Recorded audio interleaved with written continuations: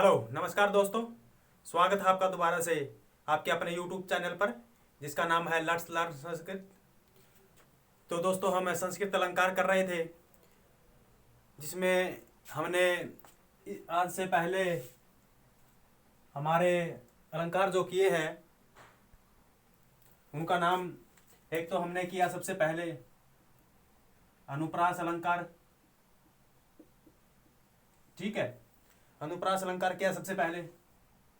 फिर हमने इसके 5 भेद भेद किए थे जिनमें पहला भेद था हमारा 6 का अनुप्रास अलंकार। 6 का अनुप्रास। फिर दूसरा था इसका भेद वृत्या अनुप्रास अलंकार। ठीक है। फिर इसका तीसरा भेद था श्रुत्यानुप्रास अलंकार। ठीक है। इसके बाद हमने इसका भेद किया अंत्या अनुप्रास अलंकार। ठीक है। इसके बाद इसका भेद था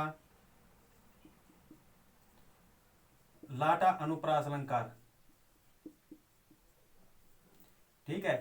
ये बता दिया था ये जो 4 भेद है पहले वाले ये हमारे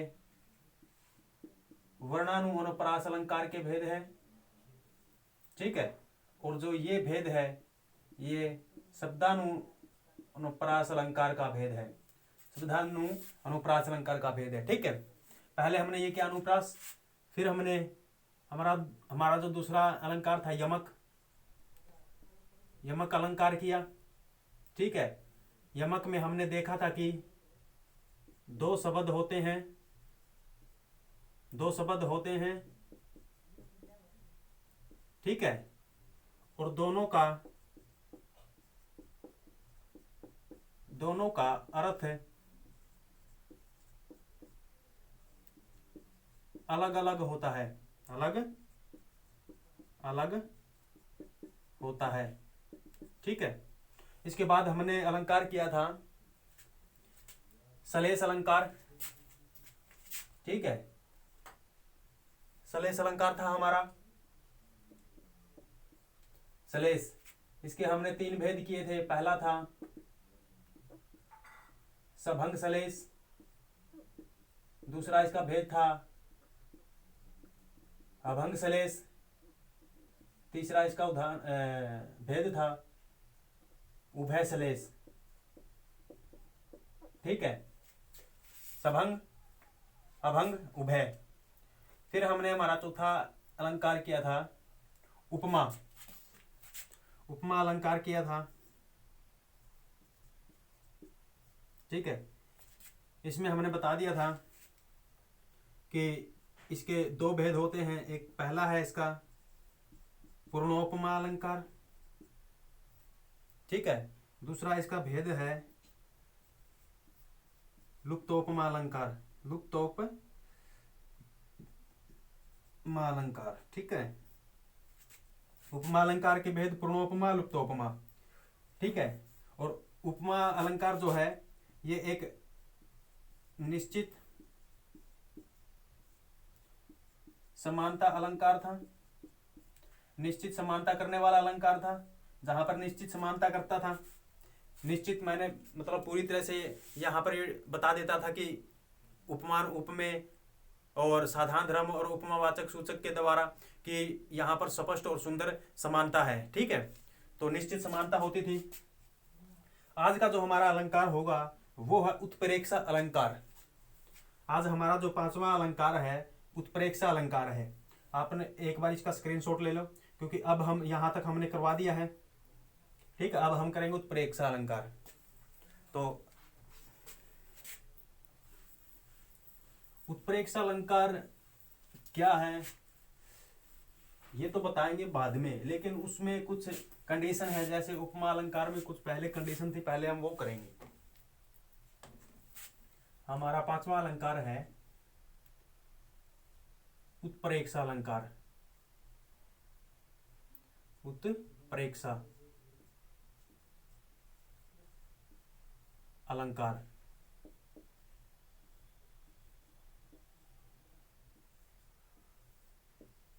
ठीक है। उत्प्रेक्षा अलंकार क्या है? इससे पहले हमने उपमा अलंकार किया था, वो निश्चित समानता बताने वाला था, ये अनिश्चित समानता बताएगा। ठीक है, दोनों में अंतर पता होना जरूरी है, क्योंकि एग्जाम में कभी कभी पूछ लेता है कि निश्चित समानता बताने वाले अलंकार का नाम क्या है। 4 ऑप्शन मिलेंगे, तो आपको पता होना चाहिए जो निश्चित समानता बताता है वो हमारा उपमा अलंकार, और जो अनिश्चित समानता बताने वाला अलंकार है वो है हमारा उपमा अलंकार। ठीक है, तो ये जो हमारा अलंकार है ये है अनिश्चित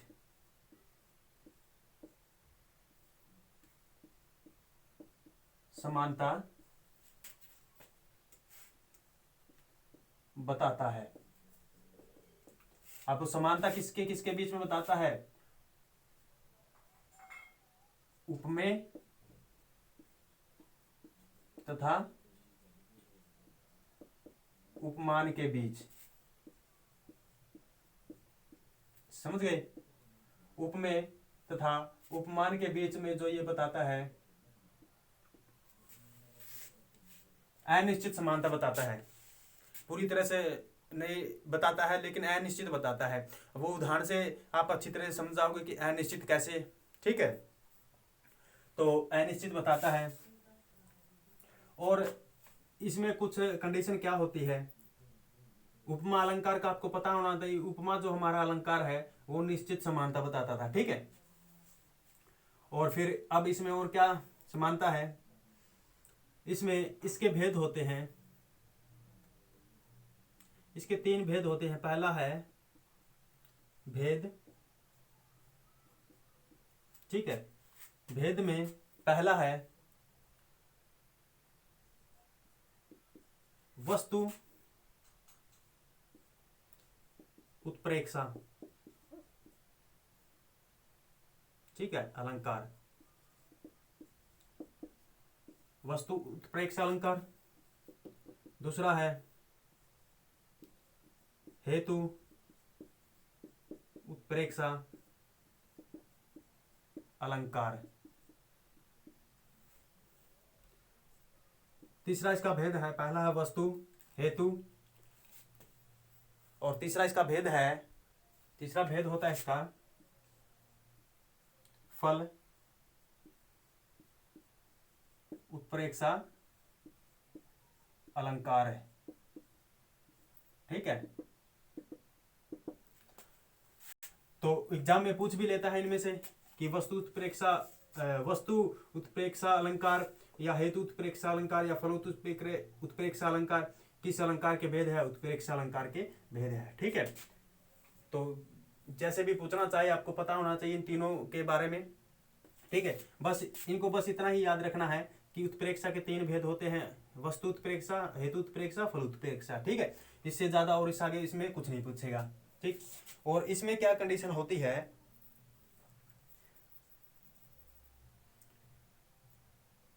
आपको नोट करके लिखनी है ये बातें जो अभी मैं यहां लिखवा रहा हूं, यहां लिख देते हैं।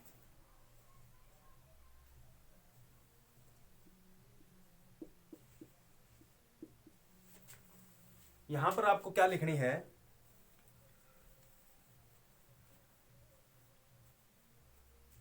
आपको लिखना है जो उपमा अलंकार, उपमा तथा उत्प्रेक्षा दोनों ही अलंकार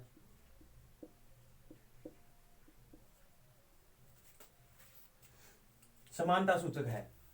ठीक है, दोनों ही अलंकार हमारे समानता सूचक है, समानता सूचक है। समानता सूचक का मतलब है कि समानता बताने वाले हैं। ठीक है, परंतु उपमा तो बताता है, उपमा बताता है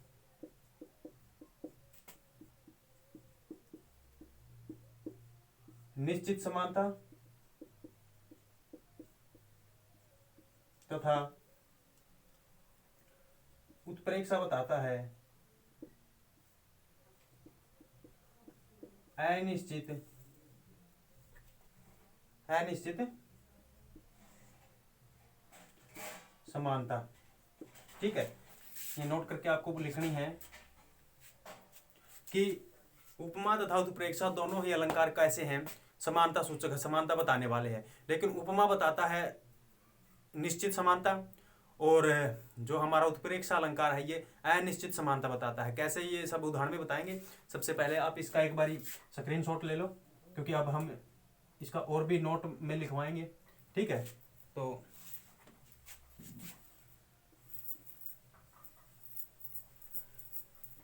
इसका दोबारा नोट एक यहाँ लिखना है, नोट में दोबारा ही एक और है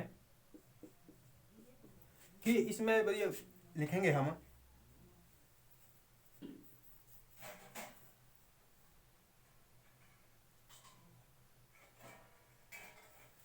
ये कहता है कि जो उपमा अलंकार है, उपमा अलंकार, इसमें उपमा अलंकार में जो उपमा अलंकार होता है हमारा, उसमें जो निश्चित समानता बताने वाले हैं, निश्चित समानता सूचक शब्द उपमावाचक होते हैं। उपमावाचक होते हों, उपमावाचक, उपमावाचक हो।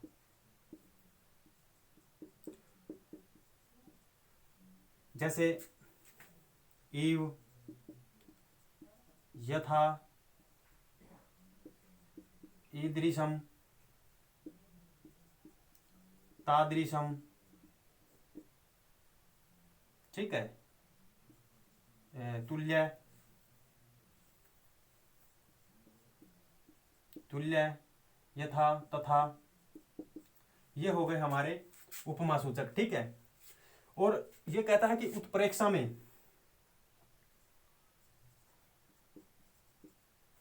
तथा, सॉरी, ये कहता है तथा उत्प्रेक्षा में जो समानता सूचक होते हैं वो संख्यात्मक होते हैं। संख्यात्मक, संख्यात्मक शब्द होते हैं। संख्यात्मक में जैसे मन्ये, ठीक है, मन्ये, ध्रुवम, मन्ये, ध्रुवम और संके, ये होते हैं। समझ गए। जो उपमा में हमारे आते हैं, उपमावाचक जो सूचक है, वो जो निश्चित समानता को बताते हैं, वो तो होते हैं इव, यथा, ईदृशम, तादृशम, तुल्य तथा ये। ठीक है, लेकिन जो उत्प्रेक्षा अलंकार में आते हैं वो संशयात्मक होते हैं। उनमें संशय होता है, संदेह होता है। वो संजय, अब पहले मैंने बताया है कि ये जो हमारा अलंकार उत्प्रेक्षा अलंकार, ये अनिश्चित समानता बताता है। अब जहां पर अनिश्चित समानता होगी वहां पर तो संदेह होगा, संदेह होगा तो शक होगा, शक होगा तो हमें मानना होगा। ठीक है, मानो जानो, ऐसे कहते हैं ना, मानो जानो, इस प्रकार से, या शंका के द्वारा बताता है कि मुझे तो शंका है। इस प्रकार से शंका, जहां पर ये शब्द आ जाए मन्ये, ध्रुवम, संके, तो आपको ये रट लेने हैं। मन्ये, ध्रुवम, संके, यदि ये आ जाते हैं तो आपको क्या करना है कि ये उत्प्रेक्षा अलंकार है। यदि ये आ जाते हैं तो आपको करना है कि उपमा अलंकार है। ठीक है, इसका एक और लिखना है नोट में। इनमें से पूछ भी लेता है एग्जाम में।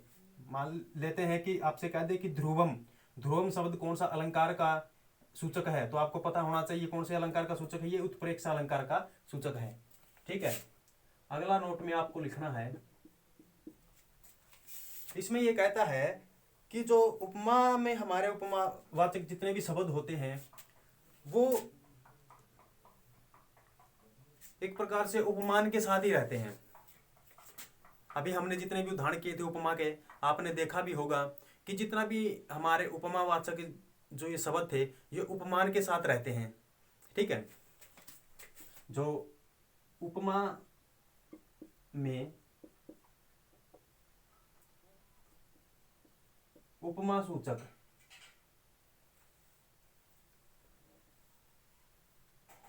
उपमा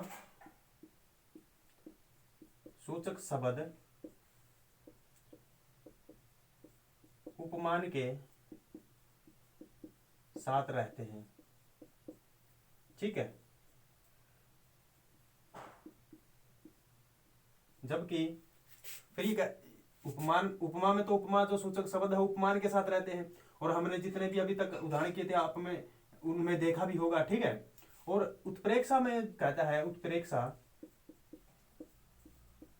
उत्प्रेक्षा में जो ये उपमा सूचक शब्द होते हैं ये हमेशा ही किसके साथ होते हैं, किसी क्रिया के साथ पाएंगे। ठीक है, जो ये उत्प्रेक्षा में उपमा सूचक शब्द क्रिया के साथ होते हैं, क्रिया के साथ होते हैं।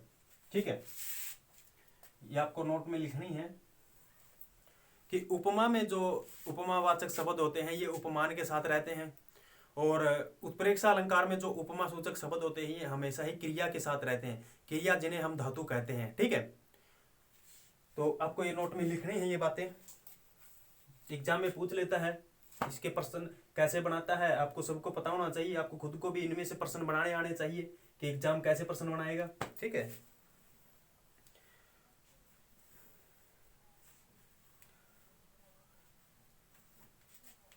तो अब हम ये तो इसकी कंडीशन थी जो हमने कर ली है उत्प्रेक्षा अलंकार की। ठीक, अब हम इसका उत्प्रेक्षा अलंकार का लक्षण करेंगे, फिर उदाहरण करेंगे।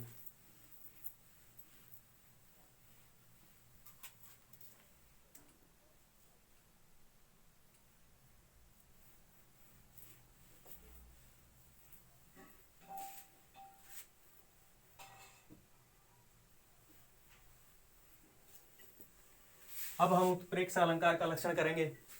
ठीक है, तो जो अभी तक हमने इसका इतिहास कह सकते हो आप उत्प्रेक्षा अलंकार का, जो अभी तक हमने इतिहास किया है उसमें आपको ये तो पता चल गया होगा ये जो अलंकार है ये जो संभावना बताता है वो अनिश्चित बताता है। ठीक है, और जो वो अनिश्चित संभावना होती है उपमान और उपमेय के बीच में होती है। ठीक है, उपमा अलंकार में संभावना निश्चित थी, इसमें अनिश्चित है। इसमें आपको 3 ही शब्द मिलेंगे उपमा सूचक शब्द जो है मन्ये, ध्रुवम, संके, क्योंकि जहां पर निश्चित ही समानता नहीं है तो वहां पर शंका बनी रहती है। ठीक है, और इसमें उपमा सूचक शब्द हमेशा ही क्रिया के साथ रहेंगे, उपमा में उपमान के साथ रहते थे। ठीक है, जैसे हमने एक उदाहरण किया था उपमा का, हंसिव, हंसिव कृष्ण है ते कीर्ति स्वर्ग गंगम अवगाहते। हंसिव, अब जो हंसिव जो हमने किया था उपमा का, उपमा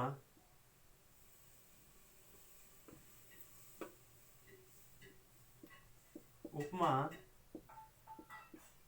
अलंकार का उदाहरण, उपमा के बारे में बता रहा हूं एक बार। हमने जो उदाहरण किया था वो था हंसिव, हंसिव कृष्ण है ते कीर्ति स्वर्ग गंगाम अवगाहते। अवगाह अवगाह यते। ठीक है, ये हमने जो उदाहरण किया था उपमा में। अब जो उपमा सूचक शब्द हमारा ये है इव, और ये देखो किसके साथ है, ये हंस के साथ है, और ये उपमान है क्योंकि कृष्ण और हंस के बीच में उपमा की जा रही है। और उपमा किसकी कर रहे हैं, कृष्ण की कर रहे हैं। किसके साथ कर रहे हैं, हंस के साथ कर रहे हैं। और देखो ये जो उपमान है यहाँ पर इसके साथ क्या है, उपमा सूचक शब्द है। ठीक है, ये इस उपमा की तो यही कंडीशन थी। लेकिन जो अब उत्प्रेक्षा अलंकार कर रहे हैं इसमें जो उपमा सूचक शब्द होंगे वो हमेशा ही क्रिया के साथ होंगे, ठीक है। और एक और बात बता देता हूं मैं, जैसे ईव है, ईव ये आपको उपमा में भी मिलता है, ठीक है, और ये आपको उत्प्रेक्षा में भी मिलेगा। तीन तो हमने बताए थे, मन्ये, शंके, ध्रुवम, वो तीन हो गए। यहां पर एक चौथा इव, ये उत्प्रेक्षा के साथ भी मिलेगा और ये उपमा के साथ भी मिलेगा। तो इव देख करके ये विचलित मत हो जाना कि इव है तो उपमा है, नहीं। आपको ये भी देखना है जो ये इव है यदि उपमान के साथ है, उपमान के साथ, उपमान के साथ है तो उपमा अलंकार है, क्रिया के साथ है, क्रिया के साथ है तो उत्प्रेक्षा अलंकार है। बस ये कंडीशन है। यदि इव देखते ही विचलित मत हो जाना कि इव आ गया तो उपमा अलंकार है, नहीं। ये भी देखना है कि जो ये इव है हमारा, ये उपमान के साथ है तो उपमा अलंकार, ये इव हमारा क्रिया के साथ है तो उत्प्रेक्षा अलंकार, ठीक है। इसका स्क्रीनशॉट ले लो। अब हम इसका करेंगे लक्षण।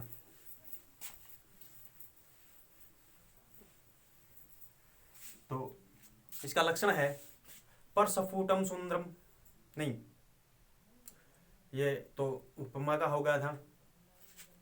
इसका लक्षण है संभावनम उत्प्रेक्षा प्रकृत समय नियत, संभावनम उत्प्रेक्षा प्रकृत समय नियत। ये कहता है कि संभावनम जहां संभावना हो, संभावनम उत्प्रेक्षा जहां संभावना हो उत्प्रेक्षा होता है, प्रकृतस्य, प्रकृतस्य समय नियत, जहां समय मैंने समानता हो संभावना की, प्रकृतस्य, प्रकृतस्य का मतलब यहाँ पर उपमेय और उपमान के बारे में कहा गया है, ठीक है। यत वहां जो अलंकार होता है वो उत्प्रेक्षा अलंकार। एक बार लक्षण लिख देते हैं फिर समझ में आएगा। उत्प्रेक्षा अलंकार है, लक्षण है संभावना उत्प्रेक्षा,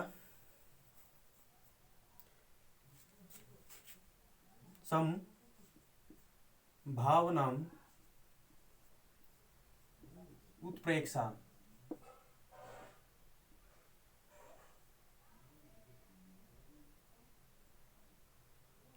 संभावना उत्प्रेक्षा, ठीक है। संभावना, संभावना उत्प्रेक्षा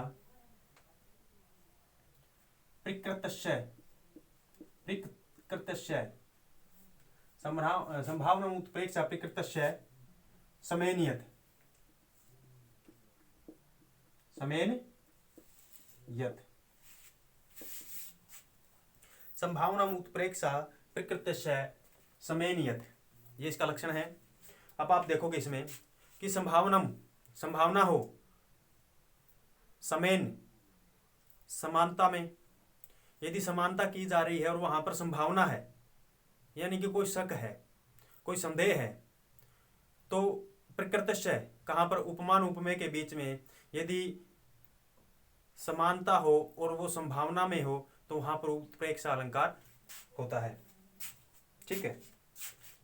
ये कह रहा है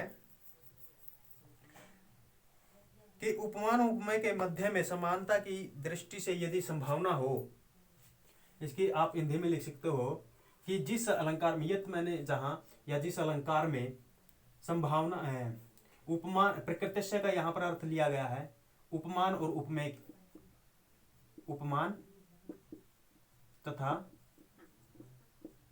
उपमेय, ठीक है। ये कहता है कि यदि जहां या जिस अलंकार में उपमान तथा उपमेय के मध्य बीच में, जहां या जिस अलंकार में उपमान तथा उपमेय के बीच में समेन, समानता की दृष्टि से संभावना हो, समेन यानी कि समानता की दृष्टि से संभावना हो तो वहां उत्प्रेक्षा अलंकार होता है, ठीक है। ये कह रहा है कि जिस अलंकार में उपमान उपमेय के मध्य समानता की दृष्टि से संभावना हो वहां पर उत्प्रेक्षा अलंकार होता है, ठीक है। तो समझ गए आप लक्षण। अब हम इसके उदाहरण देखेंगे। उदाहरण है, पहला हम उदाहरण करते हैं यहां पर,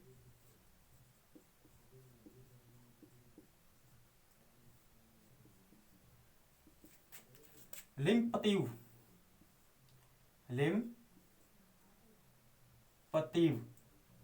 अब मैंने पहले भी बताया था आपको कि यदि हम कोई भी संस्कृत में हम कुछ सीख रहे हैं तो वहाँ पर हमें हर चीज़ का ये ध्यान ही रखना है, ठीक है, कि कहाँ पर कौन सी संधि है हुई है। इसी प्रकार से हम देखते चलेंगे हर एक शब्द में यहाँ पर जो कौन सी संधि है, कौन सा छंद है, कौन सा अलंकार है, ये साथ साथ में देखोगे तो सभी चीजें साथ साथ में होती चली जाएगी, ठीक है। तो लिंग पतीव तमो अंगानी, लिंग पतीव तमो अंगानी, तमो अंगानी, लिंग पतीव तमो अंगानी वृष्टि वृष्टि वाइन वा वृष्टि वा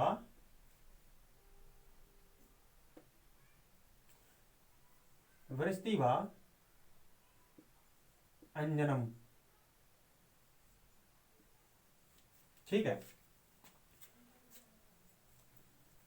ये कहता है कि लिम्पतिव तमो अंगानी वृष्टि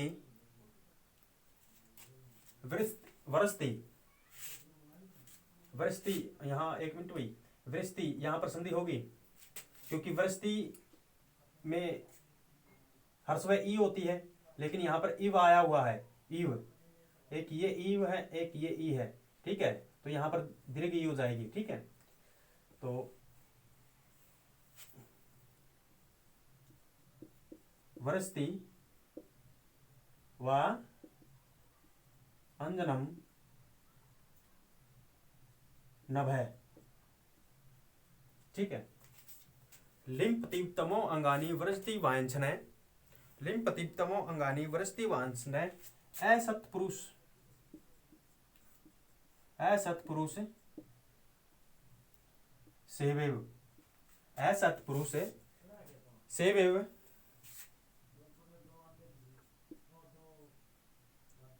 सेवेव दृष्टि, असत्पुरुष सेवेव लिम्पतिव तमो अंगानी वरस्ति वांछनम नभः असत्पुरुष सेवेव दृष्टि,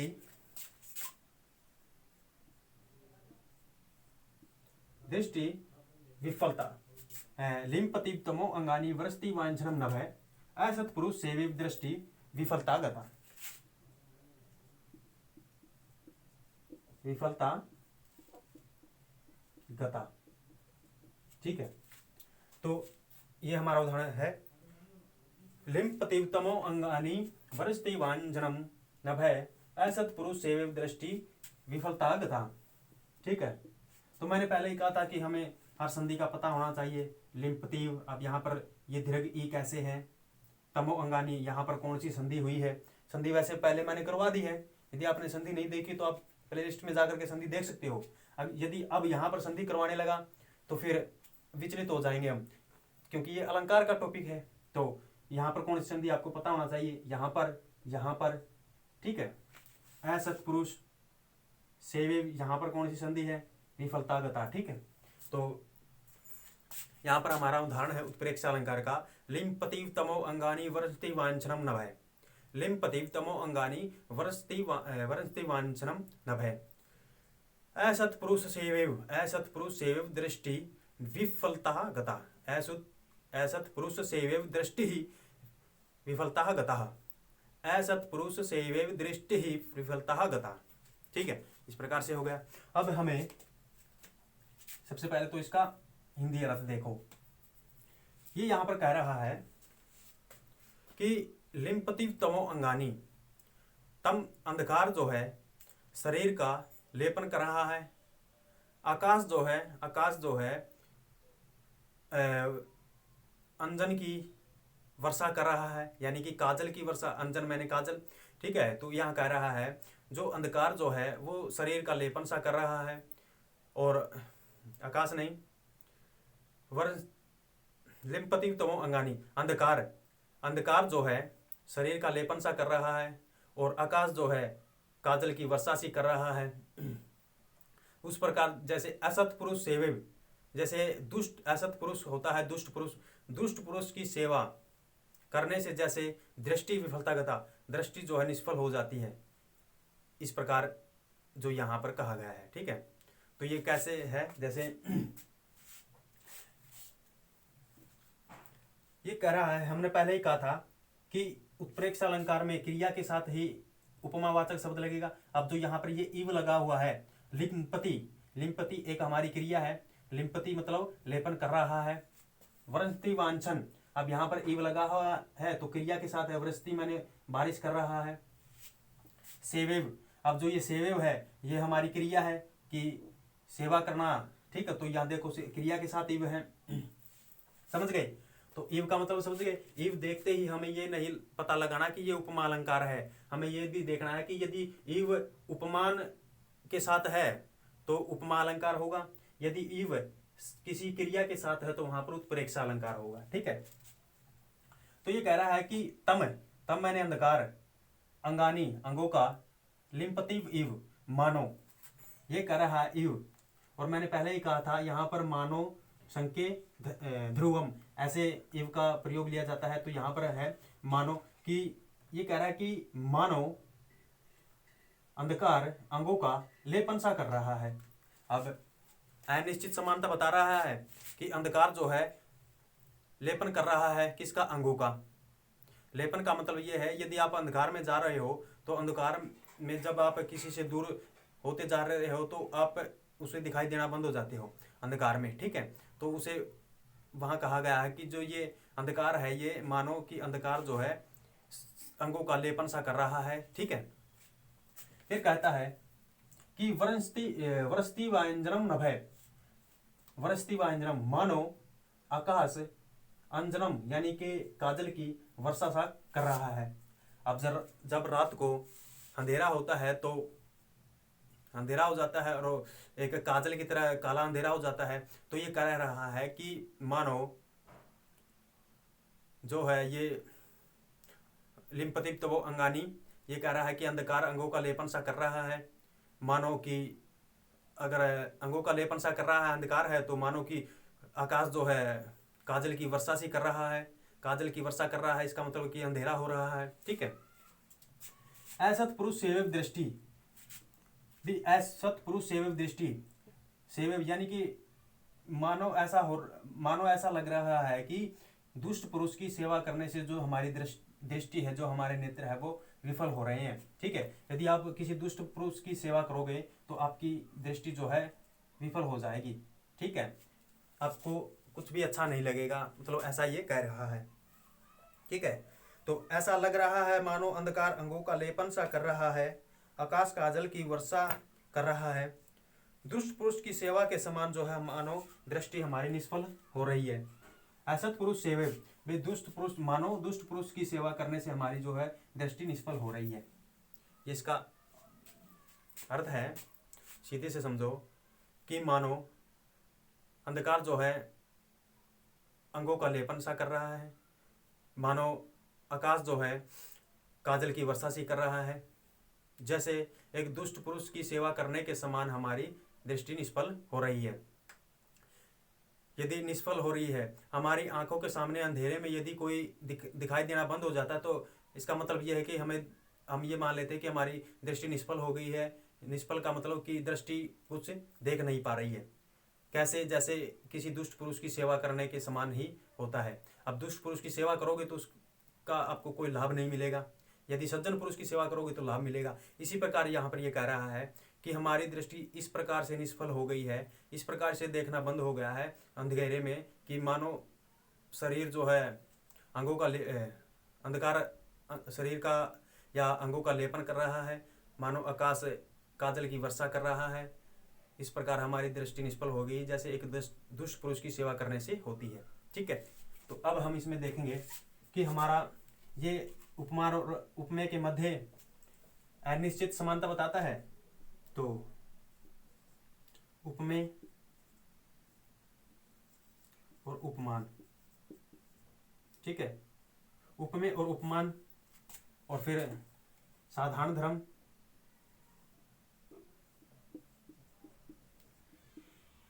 साधारण धर्म, और फिर उपमा सूचक उपमा सूचक शब्द, ठीक है। तो उपमा अलंकार में भी ये चार होते हैं, उत्प्रेक्षा अलंकार में भी ये चारों होते हैं, ठीक है। लेकिन इसमें क्या देखना है, इसमें जो है हमारे उपमा सूचक शब्द क्रिया के साथ होते हैं, ये इसकी एक कंडीशन होती है, ठीक है। अब इसमें देखेंगे हम कि उपमेय हमारे कौन कौन से हैं। उसमें उपमेय, क्योंकि ये अलग वाक्य है, ये अलग वाक्य है, ये अलग है और ये अलग है, ठीक है।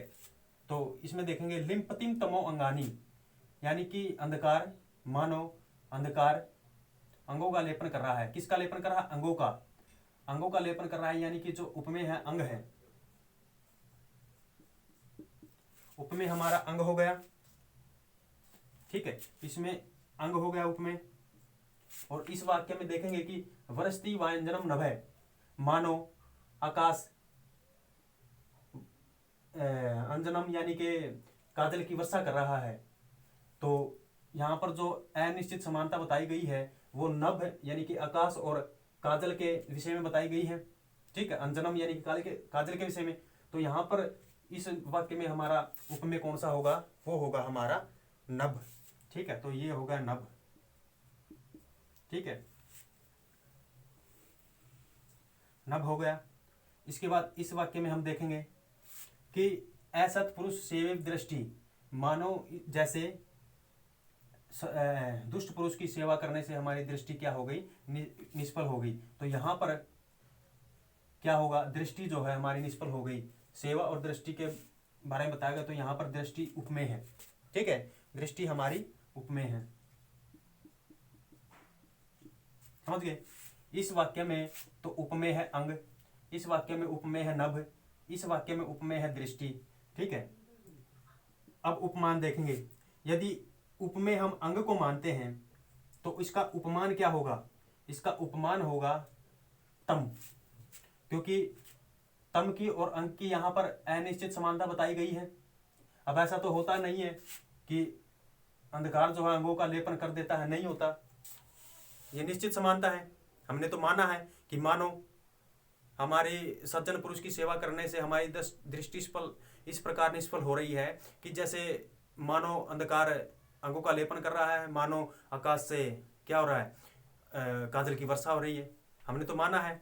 वैसे तो अंधकार जो है अंगों का लेपन करता ही नहीं, ना ही आकाश से काजल की वर्षा होती है, ठीक है, इस प्रकार हमने माना है। तो यदि हम अंग को उपमेय मानते हैं तो यहाँ इन अंग के और अंधकार के मध्य में, तम के और अंग के मध्य में ही निश्चित समानता है। तो यहाँ पर जो उपमान हो जाएगा वो हो जाएगा तम। जब हम नभ को मानते हैं तो वहां पर जब नभ माना और अंजन और नभ के मध्य में अनिश्चित समानता है, तो यहाँ पर जो उपमान हो जाएगा हमारा हो जाएगा अंजनम,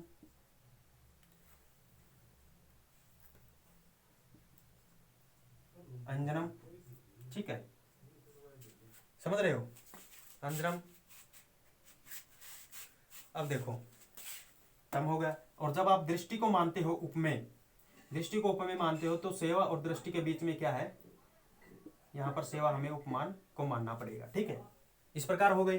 अंग मानते हो तो तम आएगा, अंग यदि उपमेय मानते हो तो उपमान हमारा तम आएगा।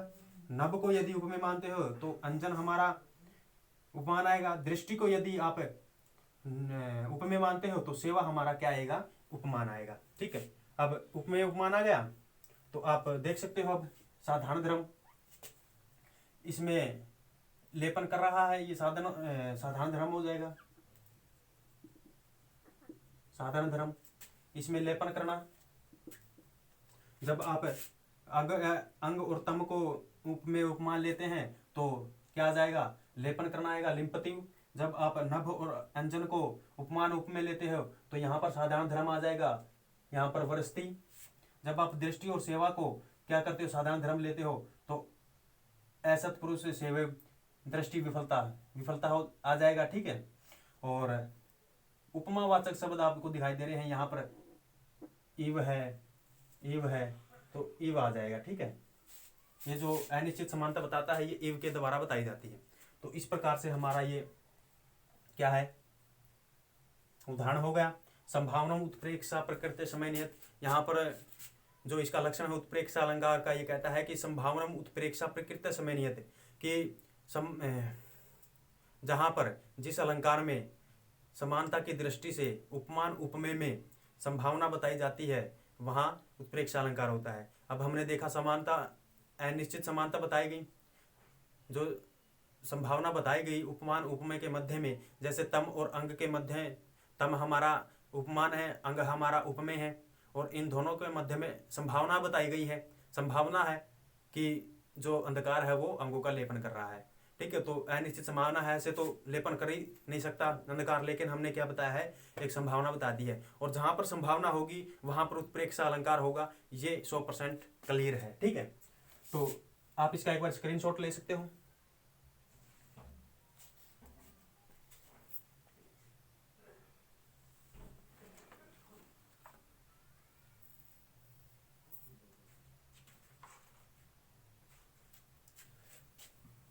अब आगे हम उदाहरण करेंगे। यदि आपने स्क्रीनशॉट ले लिया है तो यदि कुछ समझ ना आए तो आप कमेंट करके पूछ सकते हो। तो अब हम आगे वाला उदाहरण लिखेंगे।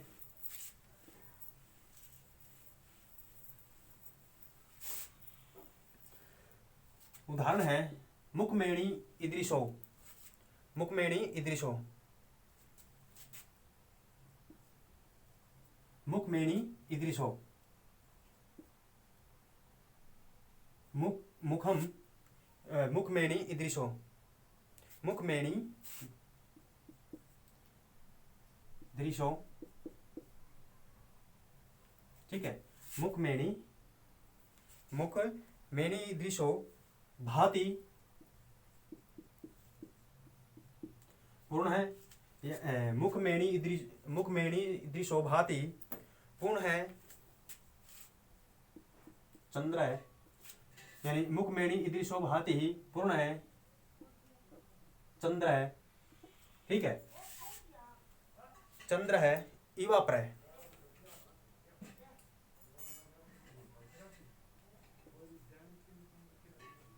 इवापर है, मुखमेणी दृशो भाति पूर्ण चंद्र है इवापर है। ये उदाहरण है। ये यहाँ किसी प्रेयसी, किसी प्रेयसी कह सकते हो आप, प्रेमिका के बारे में बता रहा है। ये कह रहा है मुखमेणी दृशो भाति पूर्ण चंद्र इव। कोई है जो अपनी प्रेयसी या अपनी प्रेमिका की जो क्या तारीफ कर रहा है, कैसे, मुखमेणी दृशो भाति पूर्ण है चंद्र इव। ये कह रहा है कि तुम्हारा जो मुख है मानो ऐसे सुशोभित हो रहा है कि पूर्णिमा का कोई अन्य चंद्रमा हो, पूर्णिमा का कोई दूसरा चंद्रमा हो, ऐसे ये कह रहा है, पूर्ण चंद्रमा हो। मुखमेणी दृशो भाति, मुखमेणी दृशो भाति, ये कहता है कि हे प्रेयसी, हे प्रेमिका, जो तुम्हारा मुख है वो भाति यानी कि सुशोभित हो रहा है। कैसा सुशोभित हो रहा है, पूर्ण चंद्र इवापर, मानो कि दूसरा कोई अन्य पूर्ण चंद्रमा हो। समझ गए? सुंदरी का जो मुख है इस तरह सुशोभित हो रहा है, सुंदरी का जो मुख है इस तरह सुशोभित हो रहा है कि मानो जैसे दूसरा पूर्ण चंद्रमा हो। ठीक है, सुंदरी का जो मुख है वो इस तरह सुशोभित हो रहा है कि मानो कि दूसरा कोई अन्य पूर्ण चंद्रमा हो। ठीक है, अब मुख है जो इस प्रकार बता दिया कि चंद्रमा है, दूसरा कोई अन्य पूर्ण चंद्रमा है। पूर्ण का मतलब जब आसमान में पूरी तरह से चंद्रमा आता है तो बहुत अच्छा लगता है, उसी को यहाँ पर जो है असमानता जो संभावना बताई गई है मुख की और चंद्रमा की। ठीक है, तो यहाँ पर मुख की और चंद्रमा की संभावना बता दी। तो उपमेय, उपमान, उपमेय उपमान। अब देखो यहाँ जो मुख के बारे में, मुख ऐसा बताया है कि जैसे पूर्ण चंद्रमा हो, मानो पूर्ण चंद्रमा हो। तो यहाँ पर मुख हमारा क्या है, उपमेय है, और चंद्र क्या है, उपमान है। ईदृशो भाति, ऐसे सुशोभित हो रहा है, तो साधारण धर्म सुशोभित हो जाएगा। ईदृशो भाति मतलब भाति मैंने सुशोभित होना, साधारण धर्म आ जाएगा। और इव अन्य कोई दूसरा चंद्रमा हो तो इस प्रकार से हमारा उपमा सूचक शब्द इव आ जाएगा और ईदृश आ जाएगा। ठीक है, तो यहाँ पर मैन तो उपमेय और उपमान ही देखना होता है उत्प्रेक्षा में।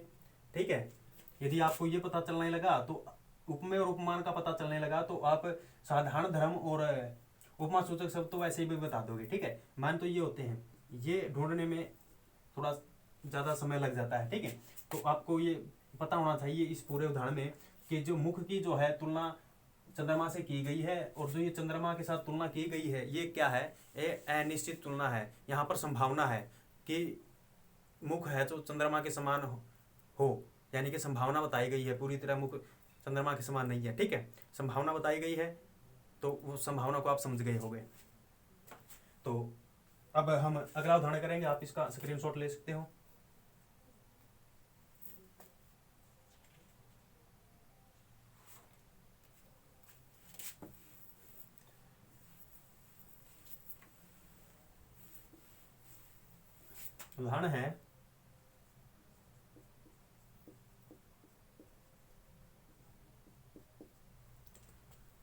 उदाहरण है हमारा उद्गलित गर्भ कवला मृग है। उद्गलित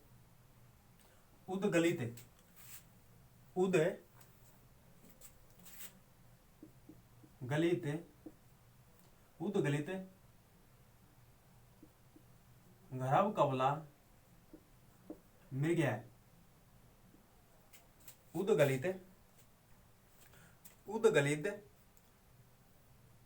उद्गलित यहाँ पर गलित आएगा भाई, उद्गलित यानी कि निकाल दिए हैं।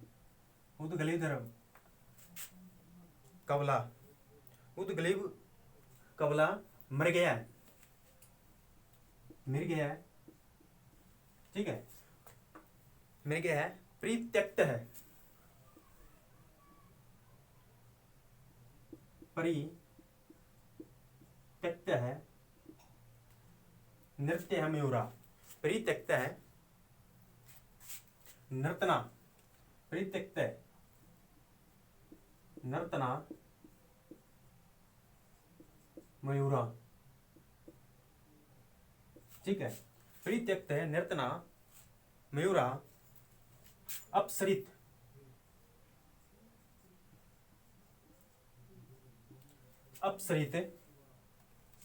पांडुपुत्रा।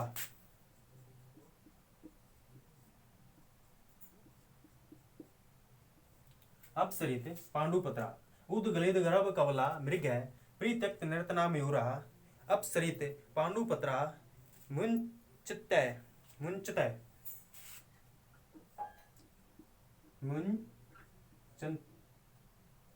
मुंचते यहाँ पर संधि हो जाएगी आगे, मुंचते आएगा, यहाँ पर संधि होगी मुंचती का ते। मुंचती, वैसे तो यहाँ पर मुंचती था, ऐसे था ये मुंचती ऐसे था, लेकिन मैं फिर बता रहा हूँ यहाँ पर संधि हो जाती है। ठीक है, संधि हो जाती है, तो संधि हो जाने के कारण अब यहाँ पर जो मुंचते है ये जो ये आ गया, आपको पता होना चाहिए किसके कारण आया है। मुंचते है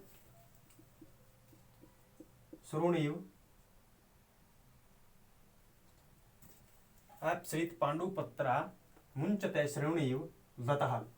अपसरित पांडुपुत्रा मुंचतीव श्रोणीव लतः। ठीक है, तो उद्गलित गर्भ कवला मृग है, परित्यक्त नर्तना मयूरा। अपसरित पांडुपुत्रा मुंचत श्रोणीव लतः। तो यहाँ पर जो संधि हुई है बता देता हूँ, यण संधि हुई है, मुंचती था और अश्रु था, और यहाँ पर जो संधि हुई है दीर्घ हो गया, अश्रुणीव। ठीक है, तो उद्गलित गर्भ कवला मृग है, परित्यक्त नर्तना मयूरा। अपसरित पांडुपुत्रा मुंचते श्रोणीव लतः। ये क्या कह रहा है, ये अभिज्ञान शाकुंतलम का एक श्लोक है। जब आपको अभिज्ञान शाकुंतलम पढ़ाएंगे तब श्लोकों के बारे में बताएंगे। जब शकुंतला जा रही होती है अपने दुष्यंत के पास अपने मतलब पति के घर, तब वहाँ क्या कुछ सीन होता है वहाँ पर ये बताया गया है कि उदगलित गर्भ कवला, उदगलित मैंने निकाल दिए हैं, अर्ध कवला, अर्ध कवला यानी कवला मैंने जो घास कह सकते हो आप, घास या तिनके कह सकते हो, और अर्ध है उदगलित अर्ध, अर्थ अर्ध कवला, ठीक है। यहाँ पर ये थ है भाई, कभी भय समझो, ये थ है यहाँ पर अर्ध, अर्ध अर्भ कवला।